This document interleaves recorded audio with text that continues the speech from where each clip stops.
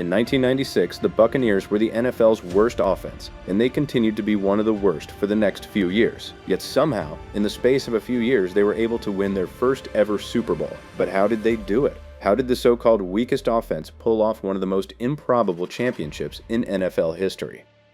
The Buccaneers started the 1999 season full of hope after a solid preseason. Quarterback Trent Dilfer was efficient, and running back Warwick Dunn was elusive. Then you had a solid defense that was always hunting heads. The stage was set for a dominant run, but as the calendar turned to September, that form didn't exactly translate to the regular season. They stumbled immediately in a messy Week 1 loss to the Giants. They looked exactly like the bottom feeder offense the league expected them to be. And because the offense couldn't do jack, the pressure reached a breaking point heading into a road fight against the Eagles. The team needed a spark, and thankfully they got one. The Bucs turned to the A-Train, Mike Alstott. Alstott bruised through the Eagles' defense all game. Overall, it was a gritty win that kept the season from spiraling before it even started. But coming off this high, Tampa Bay was hit with one of the lowest of lows. Veteran quarterback Trent Dilfer was lost for the season with a broken collarbone. All of a sudden, their leader was gone, and the team was forced to hand the keys to a green rookie, Sean King. Nobody believed that King could survive this playoff race, so the entire season felt like it was slipping away.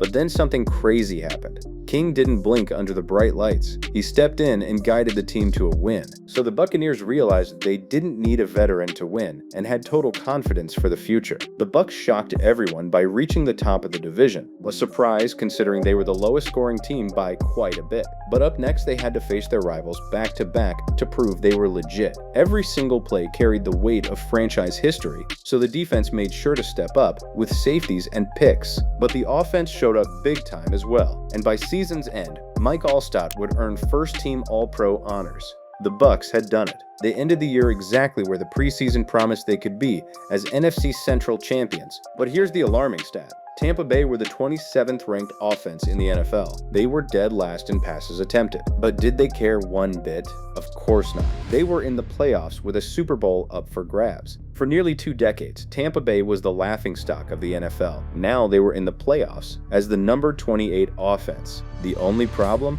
Their opponent had the best offense in the NFL, the Washington Redskins. And just when it couldn't get any worse, superstar Warren Sapp went down and had to leave the game. So, his absence threatened to open the floodgates for Washington's offense, as they took a 13-0 lead.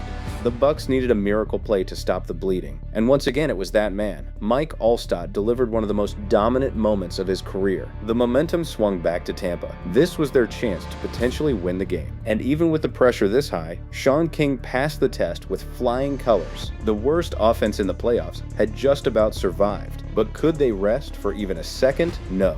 Because up next was the true best offense in the NFL. They called them the greatest show on turf. The Rams were electrifying and would be a real test for Tampa Bay's elite defense. Unfortunately, the Buccaneers' magical run ended just yards away from a Super Bowl appearance. But overall, it was an unforgettable season, which set the stage for another potential playoff run in 2000.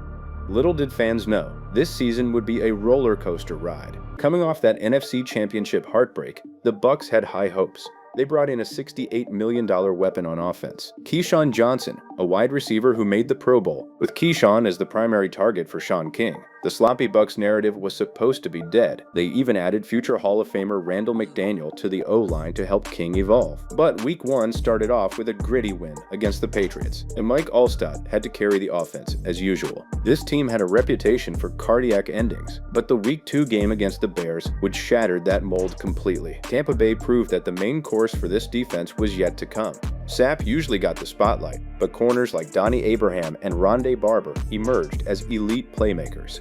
Because of this, it turned opponents into turnover machines. Then something amazing happened. The offense finally clicked with Sean King's deep balls to Keyshawn and Green. Final score, 41-0. After a 3-0 start, the forecast looked like a clear path to the Super Bowl. However, the unpredictable Florida weather threatened to derail their season. A rain-soaked loss to the Jets sparked a disastrous 4-game losing streak. The Bucs fell to 3-4, and critics began wondering if the team was mentally fragile. And with their playoff hopes dying, they had to face the undefeated, high-flying Minnesota Vikings. Many expected the Bucs to be outmatched, But the Bucs' big play offense finally arrived. They scored on nearly every drive, dismantling the Vikings 41-13. The season was officially back on its feet, but if they wanted to make the playoffs, they had to crank it up a notch. And that's exactly what happened. Warwick Dunn decided to put the offense on his back. He scored 2 touchdowns against the Bills, and then followed this up with 2 more touchdowns against the Cowboys. With 2 games left, the Bucs were so close to securing a playoff spot. But in order to get the job done,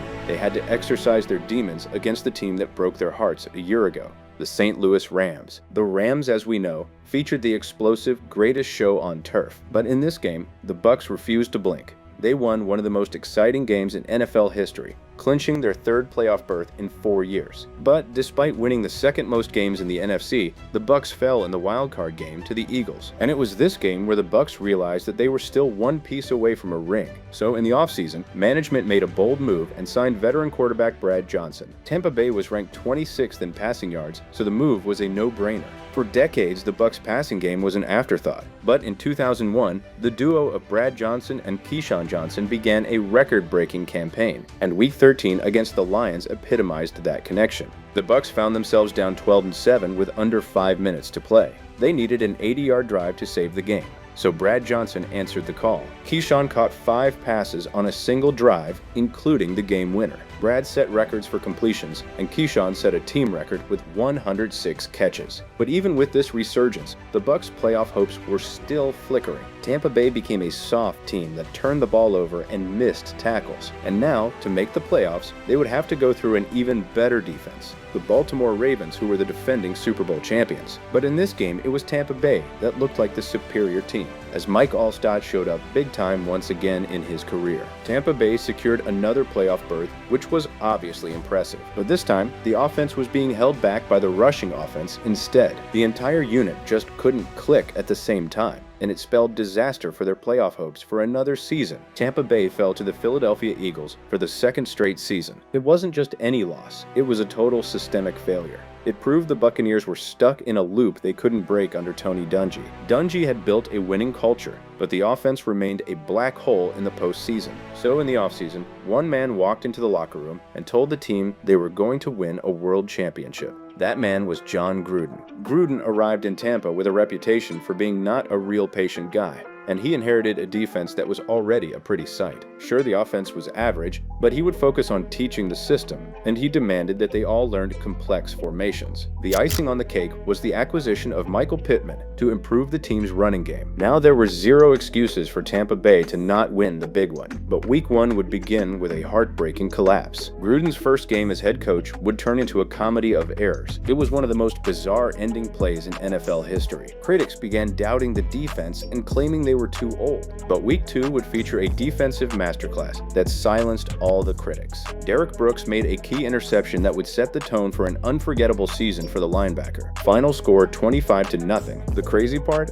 Tampa Bay's offense didn't even score a single touchdown. The Bucs defense was rapidly becoming the most feared unit in the NFL, and they proved it once again in Week 3 against the Rams. They basically manhandled the best offense of the era. Then in Week 4, the offense finally started throttling. They scored the longest Bucs TD pass in 4 years. The vertical passing game Gruden promised finally arrived. Tampa Bay was the only team with 7 wins before their bye week. But after that bye week, things were about to get rocky. The Bucs would have to face 2 of the most feared players in football. First, the legendary Brett Favre in Week 12. The media wondered if the Tampa 2 defense could contain him. But once the game was over, they left the gunslinger shell-shocked, as he was intercepted 4 times. But then, in Week 14, they would have to face the most athletic player in NFL history, Michael Vick. Vick was unstoppable all season, but against the Bucs, he was hounded so relentlessly that he couldn't even set up a throw. This defense was historic, so good that the offense just had to play decently for the team to succeed. The Buccaneers ended the season with a 12-4 record, officially clinching the division. When it came to points scored, they had the number 1 ranked defense, but were just 18th on offense. In terms of yardage, this team would be the worst offense heading into the postseason. Based on these stats alone, it was hard to predict that Tampa Bay could be well-rounded enough to win the Super Bowl. But in the divisional round, Brad Johnson was ready to rise to the occasion. He finally mastered Gruden's complex concepts, helping the Bucs take down the Niners. But in order to make it to the Super Bowl, they would have to win at Veterans Stadium, a place where their seasons had died in each of the previous 2 years. To beat the Eagles, the offense had to show up, and in this game, they answered the call. First, it was Joe Gervisius who caught a 71-yard pass that flipped the momentum of the entire franchise. Then the reliable Mike Allstott bruised his way into the end zone. The worst offense of the playoffs had shut up all their doubters as they booked their ticket to the Super Bowl. And as fate would have it, John Gruden would have to beat the team that had traded him away just a year prior, the Oakland Raiders. But this was a team that wanted to be considered the best defense of all time. Whether the offense would show up or not, the defense could always be relied on to make plays. And that's exactly what they did. Tampa Bay didn't just record 1 interception, they didn't even record 2. The defense recorded 5 interceptions on the day. The Tampa Bay Buccaneers had done it. They proved that the so-called worst offense in the league could transform into a Super Bowl winning roster. 0 All-Pro players on offense in 3 years. But it didn't matter, because they had one of the best defenses the league had ever seen. So, do you think the 2002 Bucs had the worst offense for a Super Bowl winning team? Let me know in the comments.